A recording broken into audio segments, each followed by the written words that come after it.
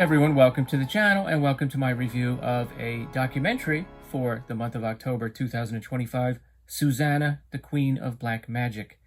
This is directed by David Gregory and it is currently playing on Shudder. It's from 2024 and it talks about the life of the legendary Indonesian horror icon Suzzanna. And David Gregory previously had directed this excellent documentary that produced with Severin, called Tales of the Uncanny, about horror anthology films. So knowing that and sort of becoming more and more interested in Indonesian horror films over the years, I knew that I had to check this out. And real quick, check out my buddy's channel, JT's Horror Discussions. It's a great channel with some great Indonesian horror reviews. He's a big fan of Indonesian horror and directors like Rocky Soroya, who's not interviewed in this film, although many other Soroyas are. I believe there is a relation there. So check out his channel. He's reviewed a bunch of Indonesian horror films, and including some more modern ones. And wow, this is really fascinating. I mean, when you consider that Indonesia is like the 4th largest country in the world population-wise, and for many decades they had a very active and prosperous movie and film industry, the fact that there's this woman who is regarded as a horror icon to hundreds of millions of people in Indonesia, but is not really widely known outside of Indonesia, is just kind of fascinating. So it's an excellent documentary. A little sad in parts because it deals with some very, very unfortunate and tragic things that happened in her personal life. But wow, what a fascinating look into a completely different culture, a culture that is a mix of like 350 different ethnic groups and various religions, but has its own sort of distinct kind of mythology, might be the wrong word, but they talk about 44 different types of supernatural creatures in the documentary. They reference that the fact that there is 44, they don't go into each one. And one of the things they do is they actually have a book. Now, I'm not sure if they produced this for the movie or I was watching something that was a special effect, but they were flipping pages of the book and showing the different creatures. I would love to have a physical copy of that. It looked fascinating. But you've got all kinds of, different creatures, such as, I'll just name one of them, the Sundalborong, which is a creature that JT mentioned seeing in one of the movies that he reviewed. Suzzanna actually starred in a movie called Sundalborong. That was, I think, maybe one of her first big horror hits in the early 80s, which is a woman that comes back from the dead who sort of floats. You can't really see her feet. And she's got a giant hole in her back. And she's out for revenge. There's also different snake queens that wear, headdresses made of live snakes, which Suzzanna actually did several times in her career. And they have their own sort of rich mythology. So it talks about her early career. Her first husband was a big star in film and in music, and they recorded some albums together and they appeared in some films together. I believe he's in this one, Dicky Suprato. And she made several films, I guess maybe starting in the 60s, I'm not really sure. I think her first one was made when she was 17, all types of different films. Then she got into the 70s, into kind of like exploitation type sexy films, although as they point out, they're rather tame by today's standards. But she made one horror film in the 70s, and it's this one here. Benarak Dalam Kubar, Birth in the Grave. And yes, she does appear with her first husband, Dicky Suprato, in this. He promptly left her and essentially abandoned her, which caused her a lot of problems because she was Catholic and she had a difficult time getting an annulment on that marriage. And then in the 80s, she was cast in movies like Sundalborong and The Queen of Black Magic, and her horror icon status quickly took off. And also appearing in such films as Ni Blorong, my pronunciation is not going to be perfect, which is one of the many films she made where she's wearing like a headdress of snakes. There was even a clip of another movie where she seemed to pull out a little snake from her mouth. So she was really willing to invest herself into her roles. A lot of times she was very hands-on with her makeup. Her trademark is sort of this kind of stare she does, this wide-eyed stare, and she would often sort of tweak the makeup around her eyes herself or have a lot of input into that. But as they point out, she's such a legendary icon in Indonesia that when she switched film companies, they immediately started to remake some of her previous horror films with a different actress.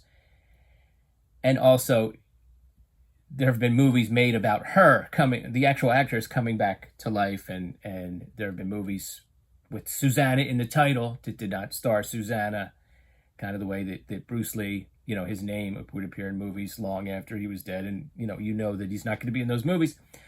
But they do hit upon something that they use the word aura. None of these other actresses or none of the other films captured the aura that she had. So it wasn't just that she was good at staring. There was a whole sort of a sadness behind her eyes. And the more you learn about her personal life, there seems to be a connection there.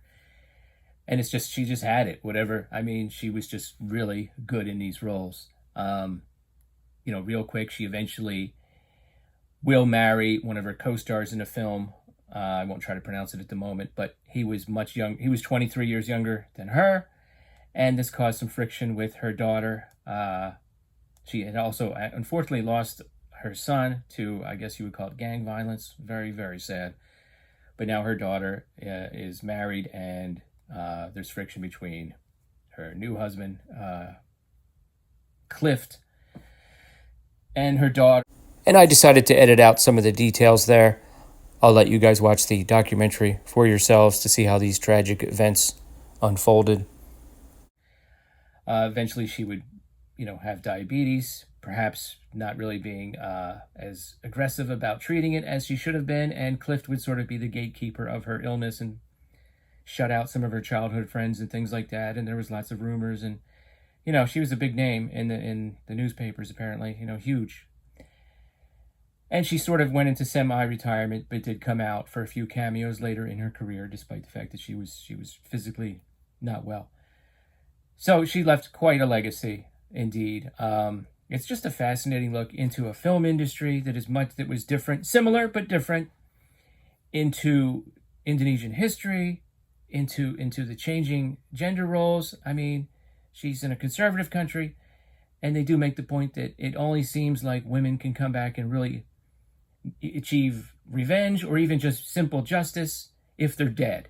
Okay, and then you also have class conflicts. I guess there were a lot of high profile cases where very wealthy Indonesians would literally get away with murder, because they were rich. So how do you finally see these jerk-offs get get their comeuppance? You go to the movies and watch a horror movie where someone comes back from the grave and does horrible things to them. That's how. So, it's a fascinating look into a whole different culture. And as far as the movie-going experience in Indonesia, they talk about during their heyday, there was 116 companies. And then coinciding with sort of her semi-retirement was a crash in the film industry when 116 out of 120 movie companies went bankrupt in a very short amount of time. And they had a system where, the big name films and the Western films went into what they call the Class 1 theaters, and then the Class 2 theaters were for exploitation films and so forth. Some of her films may have gone there, but they also short-circuited or also simultaneously went to these rural theaters, okay? And the idea was that in the countryside, they would show Indonesian films to sort of build up Indonesian culture and maintain it. Although they did sneak in a lot of Western films. It depended on the proprietors. But there's some footage of modern equivalents, and essentially the best equivalent, I think, in the States and perhaps in other countries would be the drive-in movie theater, a different type of movie experience than going in the theater. But these were out in the open. They would often just throw up a sheet and show a couple movies. It was more of a festival environment. There would be food. There would be more interaction. People were not, they were less inclined to keep quiet. So during horror movies, when, the key jump scares and gross out scenes would occur, people would react to it. You see in the documentary, people were just pulling up on motorcycles to watch them, and it's just, kids are shutting their eyes. It's just a different kind of filmmaking experience. And the other thing I like, they talk about just the reverence that a lot of people, like Joko Anwar, the director, is interviewed. He talks about seeing the logo for the one film company in Indonesia.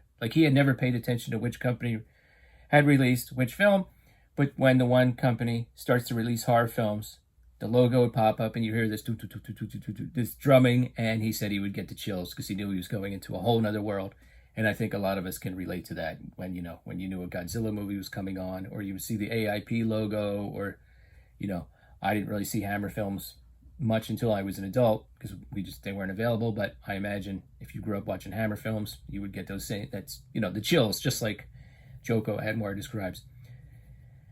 So a fascinating look into a whole nother culture where some things are very familiar and yet also at the same time different, and a fascinating look into the life of really a major horror icon, Suzzanna. I mean, wow, it was really excellent documentary. 88 minutes long. It goes by rather quickly. And just a fascinating documentary. I'm repeating myself. I did want to mention that even some of the actors, Suzzanna and Clift, her husband, and even the woman who is sort of the graveyard attendant, who knew Suzzanna, because unfortunately in her family plot, her son was buried before her, which is tragic. But they all talk about supernatural things that happened to them. Seeing little creatures crawling on the roof, hearing knocks on the wall from people that were no longer alive.